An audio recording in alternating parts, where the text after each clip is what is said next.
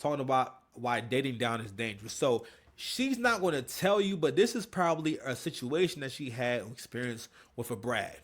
Okay, because this is also the kind of girl that will also have a white pookie. Because if this was a nigga, I feel like she'd have been way more descriptive and actually said this nigga had the nerve. You know what I'm saying? Because she would have been way more flagrant, right? But what she's going to speak to is that when you're with someone who makes way less than you or someone that is way below you in economic status, what she really is describing is someone who probably doesn't have a job. Okay, so she probably was getting dicked down by a white pookie, right? Because that's what you saw earlier. If the white dude is at all in shape or decent looking and whatnot, a lot of times it's a white pookie, and usually them niggas being into some weird stuff. Then you're gonna hate me. You're gonna hate me. I feel like the nuance in that conversation that is missing is the fact that as a woman, it is so dangerous, dangerous to Dangerous. date a man who you make significantly more money than, or a man who maybe does not have as much education as you, someone who did not go to college. It's actually physically and mentally dangerous because men's ego are so fragile. Most, not all. The way they will try to humble their woman if their woman is doing better than them, it's disgusting. It's disgusting and it's sad. They will humble you any chance they get. They want to make you feel inferior to them. Why? Because they already feel inferior. Who do that sound like? Who do that sound like? That sound like Brad. That sound like Brad behavior. But you know what else though? You know what else though? Sound like broke nigga activity.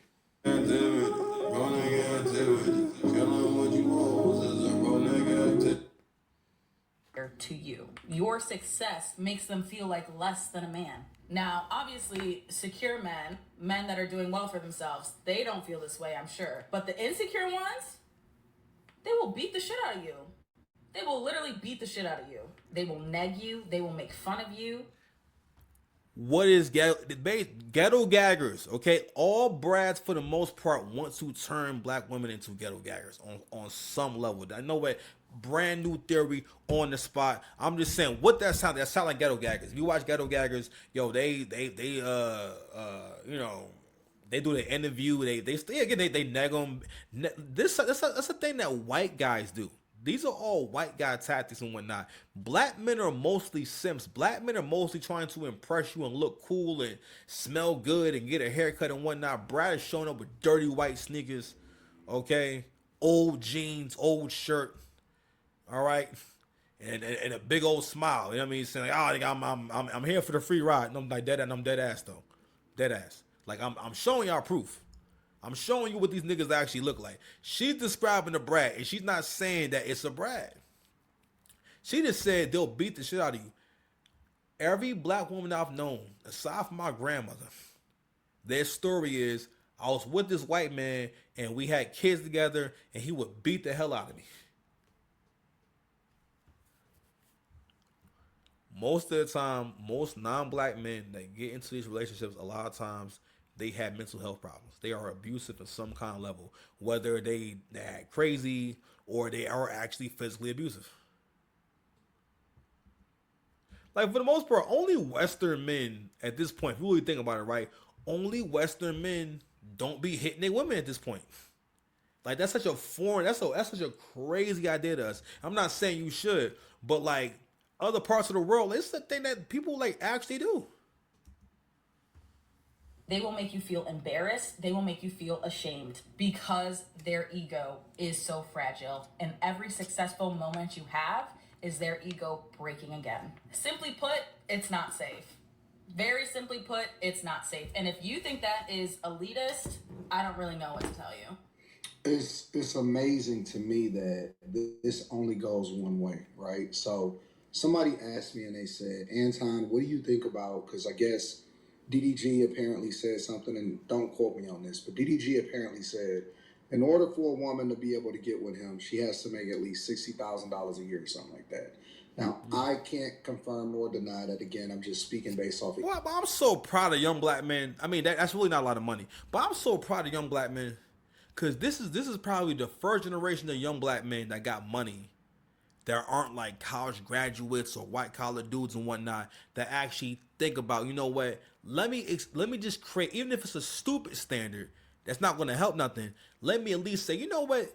You got to make a certain amount of money to fuck with me. Basically, you can't be no broke chick messing with me. Because listen, that's the American dream. The American dream, for the most part, at least what it's become at this point, is women being able to get a whole lot of something for nothing. And that's the loser mindset. Because again, if you go about life that way, more than likely, there's about a 99% chance that you'll never get what you want that way. We done created a generation of people that live their life in a way, especially the women who think I'm gonna have good relationships by not committing. You only level up by committing to some shit. I ain't never gonna stop putting my videos up. I ain't gonna never stop trying. No, we gonna do a whole human revolution on this drawing right here. Nah, I'm your ring, but nah. She was getting beat down by Brad. I mean, so I'm sorry it happened to him and whatnot. Cause I mean, but nah, yeah, like Brad is. I remember girl I used to know and whatnot. Like her story was that she moved across the country with this white guy, and basically he just would just.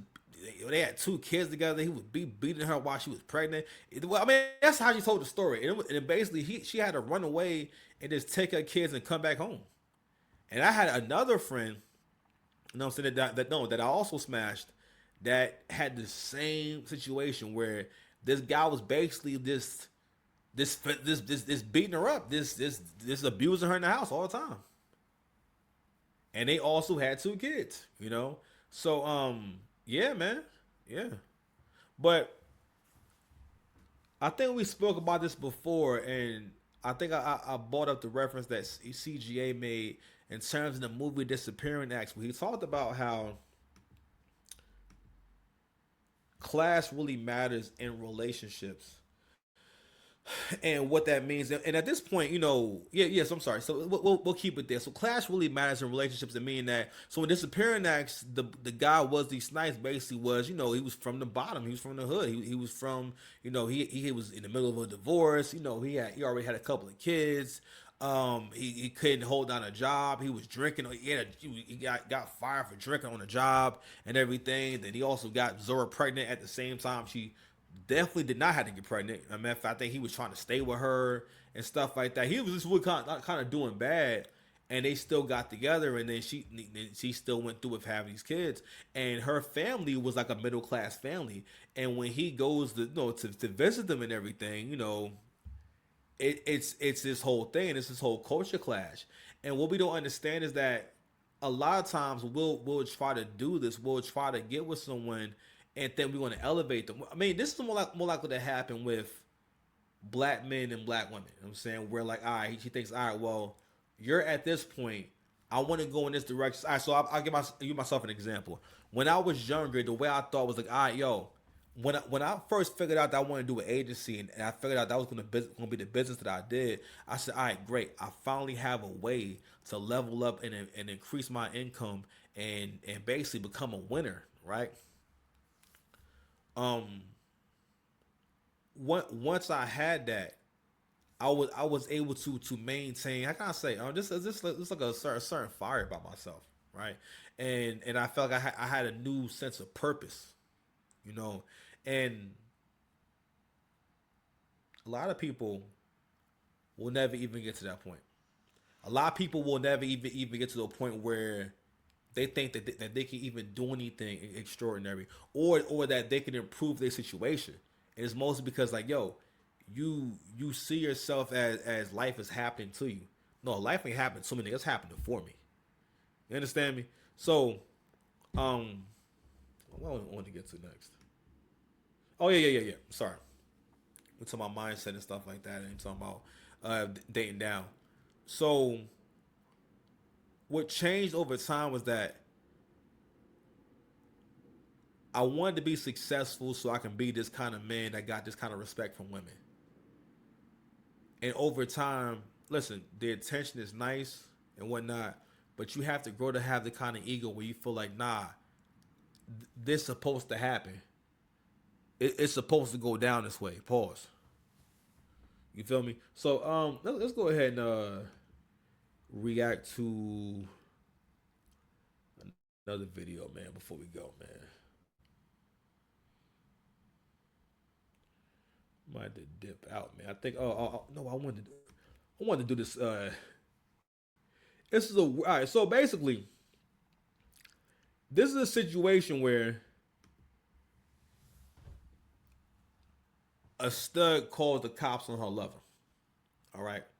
So if you black, you all know what a stud sound like. If it sound like a stud, it smell like a stud. It's probably, you know what I'm saying, probably a stud. You know? I'm just popping it for my fans. Tell me. That's all. Don't worry about that. You know what I'm saying? Wanted to wrap you in. They were just previously in a warm embrace, but that still was watching the cameras at her house and whatnot. If she was in there getting piped, she in there getting piped down.